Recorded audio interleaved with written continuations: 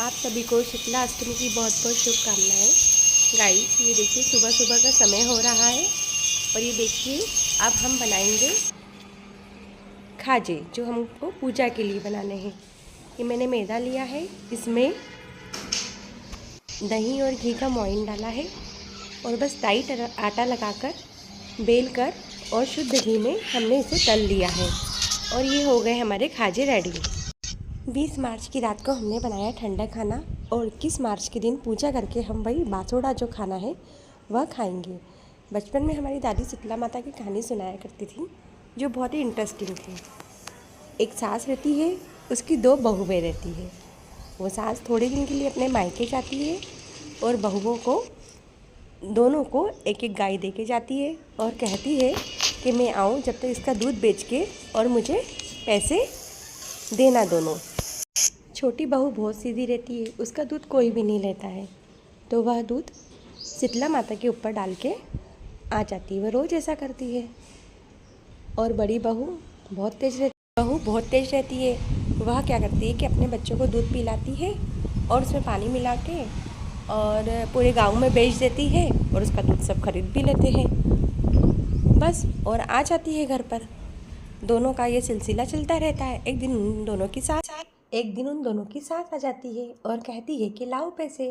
अब बड़ी बहू तो दे देती है क्योंकि उसका दूध तो बिक जाता था, और छोटी बहू कहाँ से लेके आई, उसका दूध तो बिकता भी नहीं था और वो शीतला माता के ऊपर डाल के आ जाती है।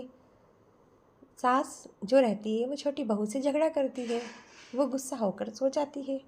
उसके सपने में आती है शीतला माता और कहती है कि जा तू मेरे जहाँ पर तू दूध डाल के आती थी वहाँ का कचरा और सब सोर लेना और घर पर आके रख देना, और सास को बोलना अरे मैं तो भूल गई थी वहाँ पे पैसे रखे हैं।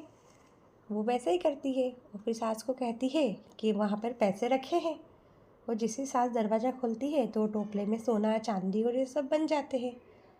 सास बहुत खुश होती है। बस यही कहानी मेरी दादी ने सुनाई थी। और उसके बाद सास के मन में आ जाता है लालच, बड़ी बहू को भी वो वैसे ही करने के लिए बोलती है। जब बड़ी बहू भी ये सब करती है वैसा, और फिर वापस सास आती है और बड़ी बहू से पैसे मांगती है और बड़ी बहू मना कर देती है कि मेरा दूध तो बिका ही नहीं, फिर मैं कहाँ से लाऊं पैसे। वो भी गुस्सा होकर सो जाती है और उसके सपने में वापस शीतला माता आते हैं। फिर बड़ी बहू को बोलती है कि कचरा और ये सब सोर लेना और रख देना घर में, और सास को बोलना। बस फिर क्या था, वो वैसा ही करती है और सास को बोलती है। फिर उसके जैसे ही सास दरवाज़ा खोलती है तो उसके अंदर से सांप बिच्छू और ये सब निकलते हैं और उसकी सास के ऊपर आ जाते हैं। तो गाइस, आपको हमारा ये आज का वीडियो कैसा लगा, हमारी कहानी कैसी लगी, प्लीज़ बताइए। अगर आप मेरे चैनल पर नए हो तो प्लीज़ मेरे चैनल को सब्सक्राइब कीजिए, लाइक कीजिए, और मेरी कहानी अच्छी लगी हो तो प्लीज़ मुझे कमेंट्स कर बताइए।